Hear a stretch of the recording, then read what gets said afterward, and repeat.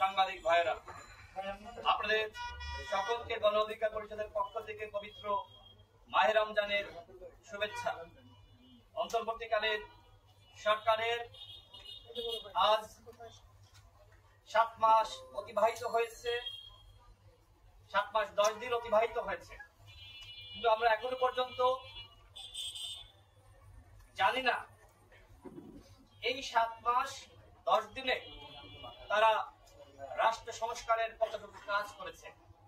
আমরা দেখেছি মাননীয় প্রধান উপদেষ্টা তিনি বিবিসি সাক্ষাৎকারে বলেছেন, আমরা তো এখনো রাষ্ট্র সংস্কার শুরুই করিনি।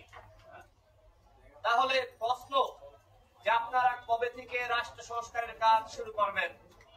আমরা প্রত্যাশা করেছিলাম যে একটি বিপ্লবী সরকার গঠিত হবে, একটি জাতীয় ঐক্যের সরকার গঠিত হবে, কিন্তু আমরা লক্ষ্য করলাম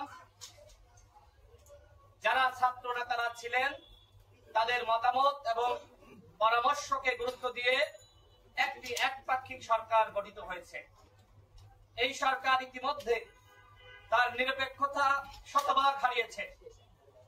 কারণ ডক্টর মোহাম্মদ ইউনূস নিজেই বলেছেন ছাত্রদের একটি দল দরকার এবং আন্তর্জাতিক গণমাধ্যমে সাক্ষাৎকারের সময় সেই দলকে তিনি অগ্রিম শুভকামনা জানিয়েছেন। এমনকি দল গঠনের পরে এই সরকারের উপদেষ্টারা তারা সেই দলকে শুভকামনা জানিয়েছে। আগামীতে যে নতুন নতুন দল গঠিত হবে, সরকারের উপদেষ্টারা কি সেই দলকে শুভকামনা জানাতে পারবেন? নাহিদ ইসলাম পদত্যাগের পরে অন্তর্বর্তীকালীন সরকারের প্রেস সচিব তিনি নাহিদকে পাশে বসিয়ে প্রেস ব্রিফিং করেছেন এবং তিনি এও বলেছেন আগামীতে নাহিদ ইসলাম প্রধানমন্ত্রী হতে পারে। এই কথা কি একজন সরকারের নিরপেক্ষ প্রেস সচিব বলতে পারে? বলতে পারে না। আজকে এইভাবে সরকার তার নিরপেক্ষতার জায়গায় প্রশ্নবিদ্ধ। এই কারণে আমরা দাবি তুলছি যে ডক্টর ইউনূসের নেতৃত্বে এই অন্তর্বর্তীকালীন সরকারের উপদেষ্টা পরিষদ পুনর্গঠন করতে হবে। প্রয়োজনে নতুন নিরপেক্ষ সরকার গঠন করতে হবে। আমাদের হাইকোর্টের রায়ের মাধ্যমে তত্ত্বাবধায়ক সরকার ব্যবস্থা ফিরে এসেছে। সুতরাং আপনারা চাইলে, জনগণ চাইলে আপনারা মতামত দিতে পারেন, গণভোট করতে পারেন। আপনারা ডক্টর মোহাম্মদ ইউনূসের নেতৃত্বে একটি তত্ত্বাবধায়ক সরকার গঠন করেন। সেই সরকার বিপ্লবী সরকারের আদলে গঠিত হবে। আমরা শেখ হাসিনার সময় বলেছি, শেখ হাসিনার এই জাতীয় সংসদ বহাল রেখে কোনোভাবেই নিরপেক্ষ নির্বাচন সম্ভবপর নয়। শেখ হাসিনা একদিকে প্রধানমন্ত্রী, অন্যদিকে তিনি নিরপেক্ষ নির্বাচন দিবেন, সেই বাস্তবতা কিন্তু বাংলাদেশে ছিল না। যে কারণে আমরা বলেছি যে সংসদ ভেঙে দিয়ে শেখ হাসিনা পদত্যাগ করবেন, তত্ত্বাবধায়ক সরকার ব্যবস্থা গঠিত হবে, এরপরে নির্বাচন হবে। ঠিক এখনো সেই একই দাবি করছি। যেহেতু 3 জন ছাত্র উপদেষ্টা তারা সরকারে গিয়েছিলেন, আমরা কেউ বলি নাই, কোন দল অভ্যুত্থানের কোন শক্তির পক্ষ বলে নাই যে ছাত্ররা 3 জন উপদেষ্টা হবে। শুরুতে 2 জন উপদেষ্টা হলো, আরেকজন মাহফুজ আলম তিনি ওই 2 জনের সহযোগিতায় তিনি প্রধান উপদেষ্টার বিশেষ সহকারী হলেন। এটি একটি চাল ছিল, টেকনিক ছিল। এরপরে তাকে দিয়ে নাকি আরো অনেক কাজ করাতে হবে, যে কারণে আমাদের রেজানা আপা তিনি বললেন যে তাকে উপদেষ্টা বানাতে হবে। খুব ভালো আবদার, দপ্তরবিহীন উপদেষ্টা হলেন। এরপরে তাকে কি করা হলো? তাকে তথ্য উপদেষ্টার দায়িত্ব দেওয়া হলো। তথ্য উপদেষ্টাকে বলা হয় সরকারের মুখপাত্র। আজকে তিনি কিভাবে মুখপাত্রের ভূমিকা পালন করছে আমি একটু তার বর্ণনা করি। কখনো হেফাজতের বিরুদ্ধে বক্তব্য দিচ্ছেন, কখনো জামাত ইসলামের বিরুদ্ধে বক্তব্য দিচ্ছেন, কখনো বিএনপির বিরুদ্ধে দিচ্ছেন, কখনো গণ অধিকার পরিষদের বিরুদ্ধে বক্তব্য দিচ্ছেন। কি এই অনৈক্য সৃষ্টি করা? তিনি যদি এত তাত্ত্বিক জ্ঞান ছড়াতে চান তাহলে পদত্যাগ করে কেন এই জ্ঞানের ভান্ডার খুলে বসেন না? তিনি ইসলামিক শক্তিকে সহ্য করতে পারছেন না। আলেম উলামা মাদ্রাসা শিক্ষার্থীদেরকে নিয়ে ইতিমধ্যে কটাক্ষ করেছেন, যে কারণে আমরা দেখেছি হেফাজতে ইসলাম তারা বিবৃতি দিয়েছে। বিশেষ করে শাপলা চত্বর নিয়ে তিনি একটি নতুন বয়ান তৈরি করেছেন। জামাত ইসলামকে নিয়ে তিনি কটাক্ষ করেছিলেন, যে কারণে জামাত ইসলাম বিবৃতি দিয়েছে। এরকম বিবৃতি আরো অনেক দল দিয়েছে। তিনি এইভাবে অনৈক্য সৃষ্টি করছেন। এরকম নৈরাজ্য সৃষ্টিকারী, গণ অভ্যুত্থানের শক্তির মধ্যে বিভাজন সৃষ্টিকারী ব্যক্তি কি করে উপদেষ্টা পদে বহাল থাকে? আমি প্রধান উপদেষ্টার কাছে প্রশ্ন তুলছি যে আপনি কি তাকে এই দায়িত্ব দিয়েছেন? তিনি আজকে জাতীয় ঐক্য সংহতি পুরোপুরি ধ্বংস করেছেন। একমাত্র ব্যক্তি হিসেবে যদি কাউকে দায়ী করতে হয়, আমি মনে করি মাহফুজ আলম তিনি একজন বিতর্কিত ব্যক্তি। এরকম বিতর্কিত ব্যক্তি কোনোভাবেই তিনি এই সরকারের উপদেষ্টা পদে বহাল থাকতে পারেন না। আমরা তার পদত্যাগ দাবি করছি। একই সাথে বন্ধুগণ, আমরা এই সরকারকে বলেছিলাম আপনারা আওয়ামী লীগকে নিষিদ্ধ করেন, কারণ আওয়ামী লীগ একটি গণহত্যাকারী দল। আমরা ইতিহাসে পাঠ করেছি ৭১-এর পরে শেখ মুজিবের নেতৃত্বে জাসদ এবং ওই সময়কার ভিন্ন মতের রাজনৈতিক দলগুলোর প্রায় ৩০,০০০ নেতাকর্মীকে হত্যা করা হয়েছে শেখ মুজিবের নেতৃত্বে, তার নির্দেশনায়। ঠিক দ্বিতীয়বার শেখ মুজিবের কন্যা শেখ হাসিনার নেতৃত্বে আরেকটি গণহত্যা চলেছে। আমরা তৃতীয়বার কোনোভাবে আওয়ামী লীগকে এই ব্যানারে সংগঠিত হয়ে আমরা গণহত্যার সুযোগ দিতে পারি না। ইতিমধ্যে আমরা দেখেছি আওয়ামী লীগ সারা দেশে মাথা চারা দিয়ে উঠেছে। গতকাল তারা শেখ মুজিবের জন্মদিন উপলক্ষে সারা দেশে মিছিল করেছে, একজনও গ্রেপ্তার হয়নি। সরকার কি করেছে? গোয়েন্দা সংস্থা কি করেছে? আমরা আগেই বলেছি এই প্রশাসনকে বহাল রেখে, এই পুলিশ রেখে, এই গোয়েন্দা সংস্থা রেখে কোনোভাবে রাষ্ট্র সংস্কার করতে পারবেন না। সরকারের উপদেষ্টারা বলেন যে এই 80% আওয়ামী লীগের পুলিশ। তো ভাই, আপনারা এই 80% নিয়ে কিভাবে রাষ্ট্র সংস্কার করবেন? বিপ্লবী ছাত্র জনতা যারা অভ্যুত্থানে ভূমিকা রেখেছে তারা প্রশিক্ষণ প্রাপ্ত। এই বিপ্লবী ছাত্র জনতা তারা পুলিশকে, আওয়ামী ফ্যাসিস্টকে তারা প্রতিরোধ করেছে। আর কি প্রশিক্ষণের দরকার আছে?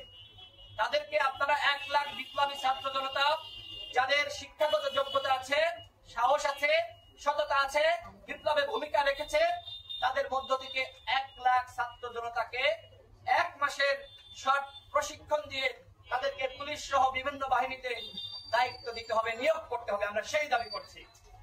এবং আওয়ামী লীগকে নিষিদ্ধের যে কথা আমরা বলেছিলাম, যে দাবি তুলেছিলাম, এখনো পর্যন্ত নিষিদ্ধ করা হয়নি।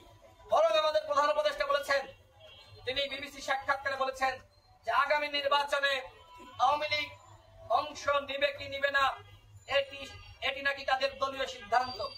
আমরা বলছি আওয়ামী লীগ এই বাংলাদেশে আগামী নির্বাচন কেন, আর কোন নির্বাচনে অংশ নিতে পারবে না।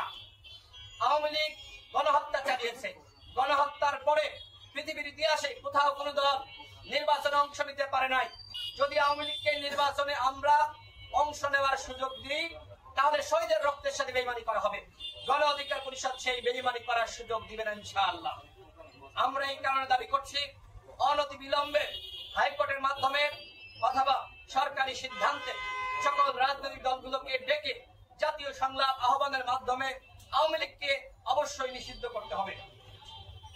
পাশাপাশি 3টি নির্বাচন নিয়ে বিতর্ক রয়েছে। শুধু বিতর্ক না, স্পষ্ট প্রমাণ রয়েছে এই 3টি নির্বাচন অবৈধ নির্বাচন। সুতরাং 14 সালের নির্বাচন, 18 সালের নির্বাচন, 24 সালের নির্বাচনকে অবশ্যই হাইকোর্টের মাধ্যমে অবশ্যই অবৈধ ঘোষণা করতে হবে। এই নির্বাচনে যারা অংশ নিয়েছিল, যারা ডামি ইমামি এমপি ছিল, এদেরকে দুদকের মাধ্যমে পাকড়াও করতে হবে, এদের সম্পদ বাজেয়াপ্ত করতে হবে। সেটি না করে আমরা লক্ষ্য করছি এদেরকে বাফুফের সহসভাপতি বানানো হচ্ছে ডামি এমপিদের, এবং উপদেষ্টারা তাদের পাশে বসিয়ে তারা বাতাস খাচ্ছে। কি কারণ আমরা জানতে চাই। কি পেয়েছেন আমরা জানতে চাই। কিভাবে ওই সাবের এবং মান্নান জামিন পেল আমরা জানতে চাই। সারা দেশে আওয়ামী লীগের 94টি গ্রেপ্তার করা হচ্ছে। লঙ্গি পরা নিরীহ সাধারণ আওয়ামী লীগের কর্মীদেরকে গ্রেপ্তার করা হচ্ছে।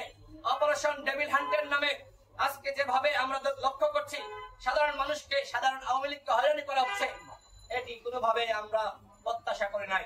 আমরা বলেছিলাম যারা অপরাধী, আওয়ামী লীগের যারা গণহত্যা চালিয়েছে দোষর, তাদেরকে আপনারা গ্রেপ্তার করেন, কিন্তু তাদেরকে গ্রেপ্তার না করে আপনারা নিরীহ আওয়ামী লীগকে গ্রেপ্তার করছেন। আপনারা দেখেছেন যে গণঅভ্যুত্থানের ইতিহাস বিকৃত করা হয়েছে। ঢাকা বিশ্ববিদ্যালয়ের শিক্ষার্থীরা, বিশেষ করে রোকেয়া হলের শিক্ষার্থীরা স্লোগান দিয়েছিল, তুমি কে আমি কে, রাজাকার রাজাকার।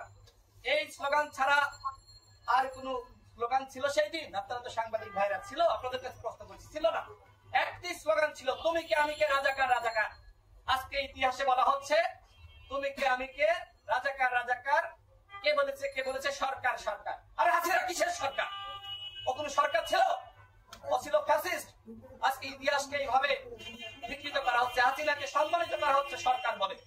এগুলো যারা করছে আমরা তাদের তীব্র নিন্দা এবং বিরোধিতা করি।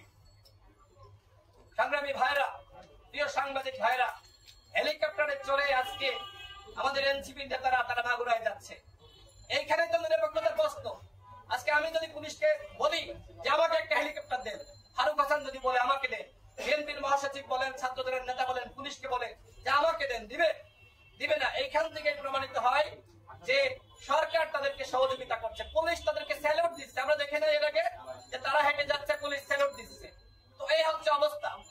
সুতরাং এই সরকারে এই দুইজন ছাত্র উপদেষ্টা থাকলে যে নিরপেক্ষ নির্বাচন হবে না, সেটি এই যে হেলিকপ্টারে চড়ে মাগুরায় যাচ্ছে তার মাধ্যমে প্রমাণিত হচ্ছে যে এরা যদি সরকারে থাকে আগামীতে অবাধ সুষ্ঠু নিরপেক্ষ নির্বাচন হবে না।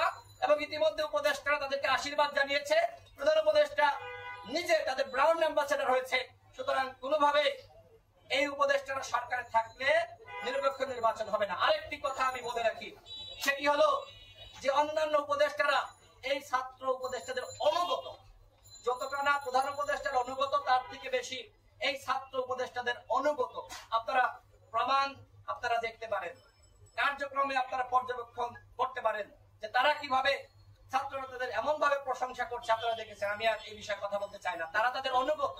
তারা মনে করে যে এই ছাত্র উপদেষ্টাদের মতামতের বিরুদ্ধে গেলে আমাদের চেয়ার থাকবে না।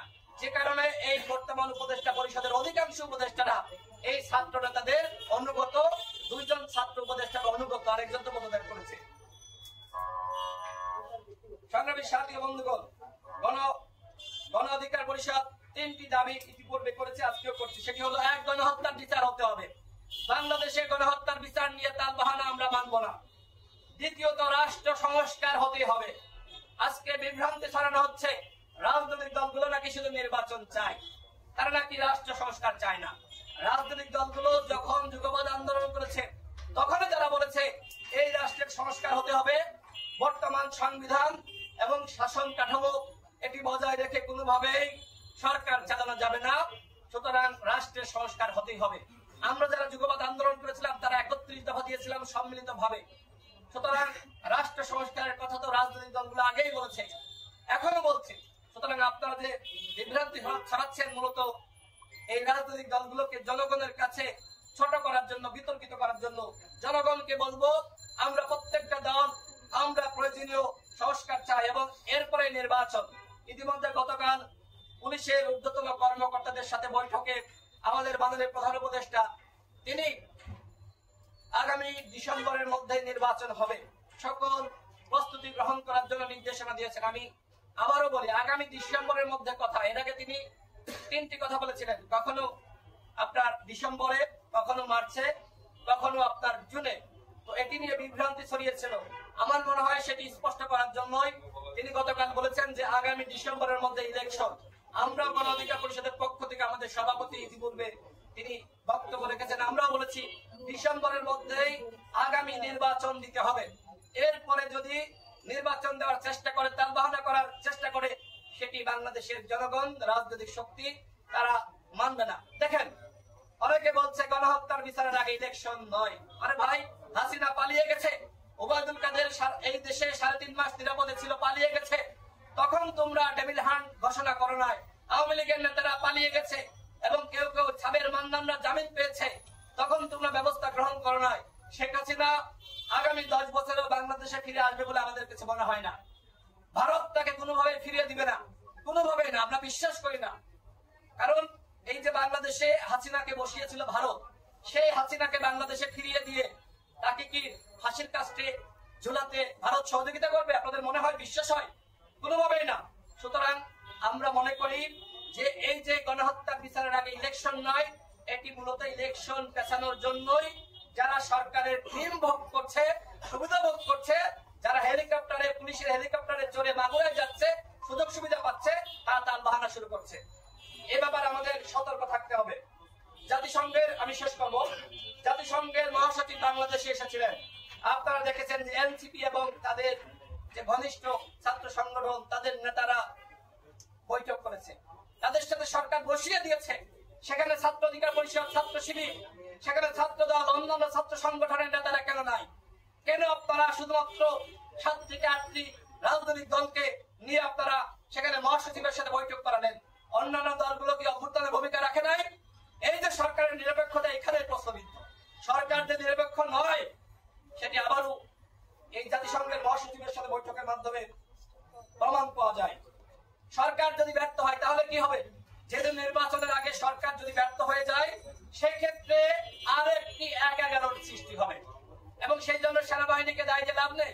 কারণ আমরা লক্ষ্য করছি যে এই সরকার আইন শৃঙ্খলা পরিস্থিতি নিয়ন্ত্রণ করতে পারছে না, এই সরকার মব জাস্টিস বন্ধ করতে পারছে না। বিভিন্ন জায়গায় আপনারা দেখেছেন যে সরকারের একজন উপদেষ্টা বলে তোমরা উল্লাস করো, এবং বৈষম্য বিরোধী নাগরিক কমিটির নেতারা ধানমন্ডি 32 বিভিন্ন জায়গায় গিয়েছে।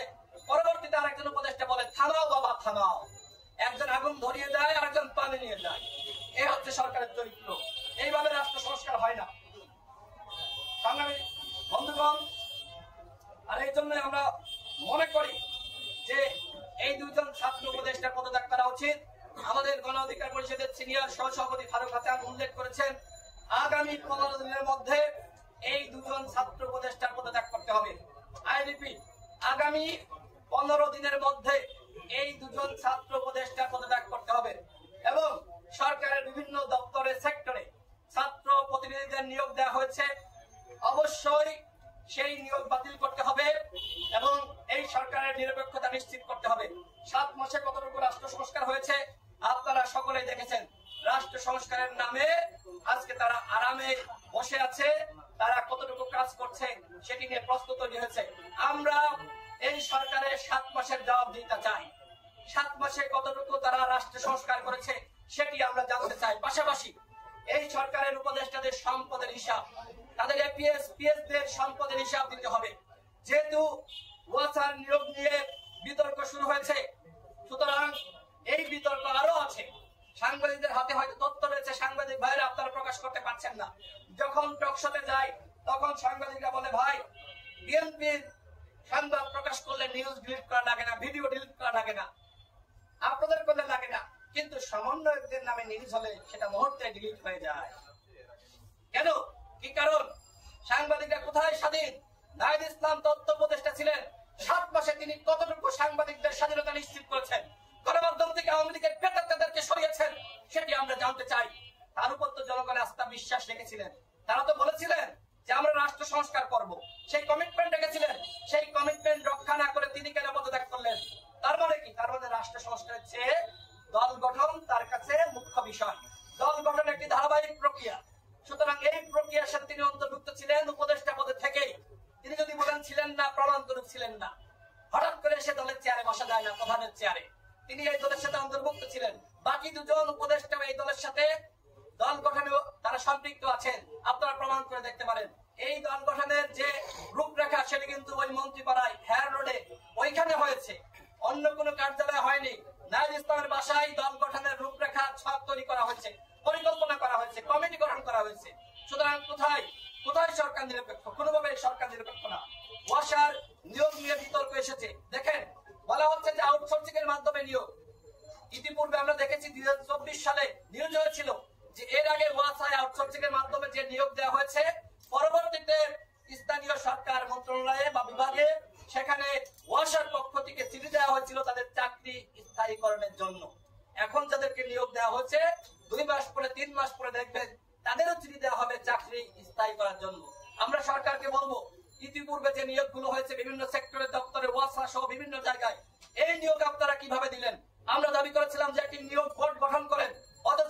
বোর্ড গঠন না করে তাদের আত্মীয় স্বজন, আশপাশের মানুষ, বন্ধু বান্ধব, তাদের কাছে বিভিন্ন জায়গায় নিয়োগ দেওয়া হচ্ছে। এই হচ্ছে সরকারের রাষ্ট্র সংস্কার। এইভাবে রাষ্ট্র সংস্কার হতে পারে না।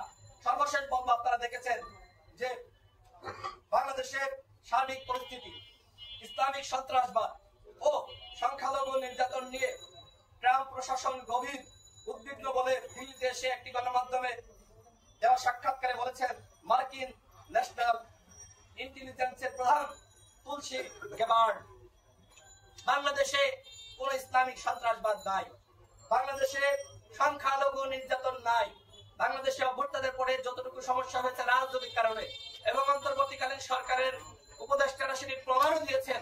সুতরাং তুলসী গেবার্ডের বক্তব্যের তীব্র নিন্দা জানাচ্ছি। বাংলাদেশকে নিয়ে জঙ্গি খেলা, এই খেলা বাংলাদেশের অভ্যুত্থানকারী শক্তি আর কোনোভাবেই হতে দিবে না। বাংলাদেশের মৌলবাদ মাথাচাড়া দিয়েছে, এই মিথ্যা তারা বারবার প্রতিষ্ঠিত করার চেষ্টা করেছে। আজকে তুলসী গেবার্ড কেন, কি উদ্দেশ্যে তিনি এই বক্তব্য দিলেন? আমরা সরকারকে বলবো, আপনারা মার্কিন অ্যাম্বাসেডর যিনি বাংলাদেশে ভারপ্রাপ্ত হিসেবে রয়েছেন, আপনারা তাকে ডাকেন, তাকে তলব করেন। কেন তুলসী গেবার্ড এই বক্তব্য দিল? এর আগে আমরা ভারতীয় হাই কমিশনারকে তলব করতে দেখেছি। এই বক্তব্যের পরে আমরা মনে করি মার্কিন অ্যাম্বাসেডরকে তলব করা উচিত। সরকার কি সেটি পারবে? আমার তো মনে হয় না। যদি পারে তাহলে মনে করবো যে সরকারের হ্যাডাম আছে। অন্যথায় একটা বিবৃতি দিয়েছেন, এই বিবৃতি যথেষ্ট না। আজকে তুলসী গেবার্ডের বক্তব্যের প্রতিবাদ আপনি বাংলাদেশ থেকে করেছেন, কিন্তু বহির্বিশ্বে যাবে যে বাংলাদেশে ইসলামিক মৌলবাদ, ইসলামিক সন্ত্রাসবাদের বাধাচারা হয়েছে। আজকে আন্তর্জাতিক মহলের কাছে নিউজ চলে গেছে বাংলাদেশে আজকে সংখ্যালঘু নির্যাতন হচ্ছে। এগুলো কি সত্য? এগুলো সত্য না। সুতরাং যখন আপনারা মার্কিন অ্যাম্বাসেডরকে তলব করবেন, তখন আন্তর্জাতিক বিশ্বের কাছে সংবাদ পৌঁছে যাবে যে এই তুলসী গেবার্ড যে বক্তব্য দিয়েছে সেটি ভিত্তিহীন। বাংলাদেশ সরকার তার তীব্র বিরোধিতা করেছে। আমি সর্বশেষ বলবো, দেখেন আপনারা দেখেছেন যে ভয়েস অফ আমেরিকা বাংলার এক জরিপে দেখা গেছে বাংলাদেশের অধিকাংশ মানুষ মনে করছেন অন্তর্বর্তীকালীন সরকার দেশের ধর্মীয় ও জাতিগত সংখ্যালঘু গোষ্ঠীকে বিগত আওয়ামী লীগ সরকারের চেয়ে বেশি নিরাপত্তা দিতে পেরেছেন। সুতরাং এই যে বিভ্রান্তিকর সংবাদ আজকে প্রকাশ করা হচ্ছে, আমরা তার তীব্র নিন্দা জানাই এবং মার্কিন সরকারকে বলবো, আপনারা